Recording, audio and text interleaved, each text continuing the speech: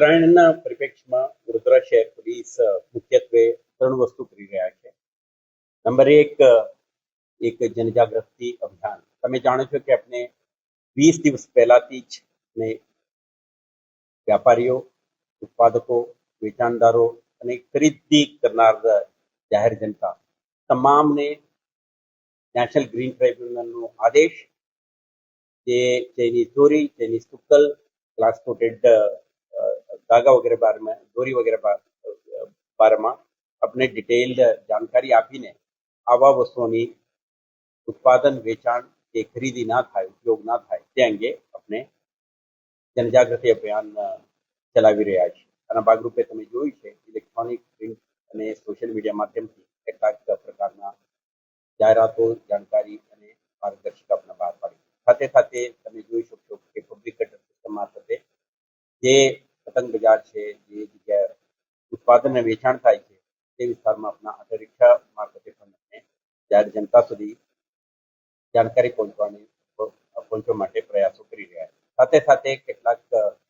પ્રોડક્શનના જગ્યા છે, ઉત્પાદકો છે અને વેચનાર છે, એના ટ્રેડર સાથે પણ આપણે મીટિંગોનું આયોજન કરી અમને સ્પષ્ટ સૂચના આપી છે પ્રતિબંધિત વસ્તુઓની ઉત્પાદન ન કરે, સંગ્રહ ન કરે અને વેચાણ ન કરે, જેથી કરીને આના ઉપયોગ થવાથી જે થ્રેટ છે ઊભો ન થાય. સાથે સાથે આપણે એન્ફોર્સમેન્ટના ભાગરૂપે રેડ અને સર્ચ ઓપરેશન્સ, સીઝર ઓપરેશન્સ ચાલુ જ છે. અત્યાર સુધી આપણા 38 કેસો દાખલ કરી 11,20,000થી વધારે કિંમતના ચાઇનીઝ તુક્કલ, ચાઇનીઝ દોરી, ગ્લાસ કોટેડ દોરીઓ અને આના ઉત્પાદન માટે વપરાતા ગ્લાસ પાવડર આ પણ આપણે કબજા કરી છે. ગઈકાલે જ હાઈકોર્ટના આદેશ આવ્યા પછી આપણે 22 જેટલા કેસો દાખલ કરી આવા વસ્તુને આપણે કબજા લીધી છે.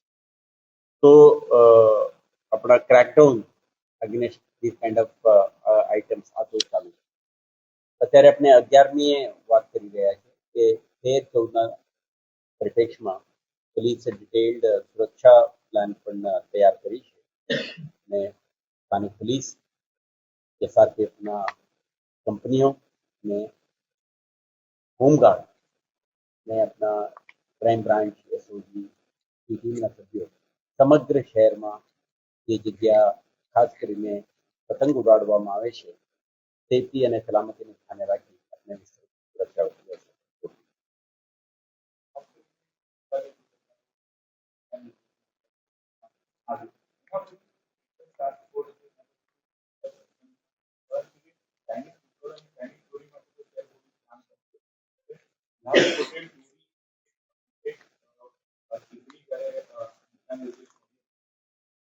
આપણે જે ઉત્પાદકો છે એમને ઇન્સ્ટ્રક્શન આપી છે કે ટ્રેડિશનલ મેથડ ઓફ પ્રોડક્શનનો ઉપયોગ કરે, જે પ્રતિબંધિત ગ્લાસ પાવડરનો ઉપયોગ ના કરે.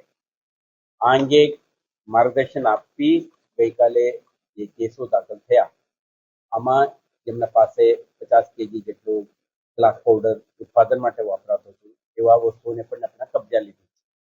તો આપણે એન્ફોર્સમેન્ટ વિગ્રસ છે અને દરેક જગ્યાએ આવા એક્ટિવિટી અંગે આપણે ઇન્ટેલિજન્સ ભેગા કરીને એવો પ્રવૃત્તિ ચાલતું હોય તો આપણે તટસ્થ પગલાં ભરવાના છે.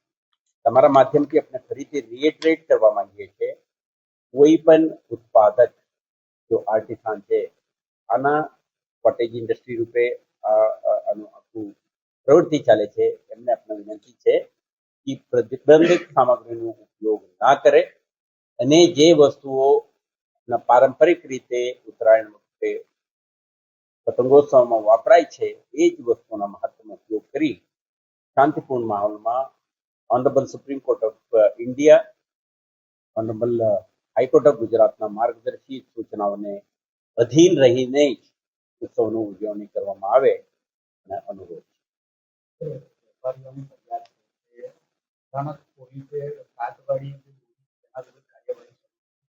હાઈકોર્ટનો નિર્દેશ કાર્યવાહી કરવી પડે. અત્યાર સુધી ઘણી બધી કાચવાળી જે દોરી છે સુકાઈને લોકો પાસે પહોંચી ગઈ છે દુકાનમાં. હવે એ વિશે પોલીસ ઉત્પાદનના સ્થળે ગઈકાલે પણ વેપારીઓને આ સંદેશ પહોંચાડી છે અને કોર્ટની દિશા નિર્દેશન મુજબ અધીન રહીને જ નવોત્સવની ઉજવણી કરી માટે આપણે ફરીથી કરી.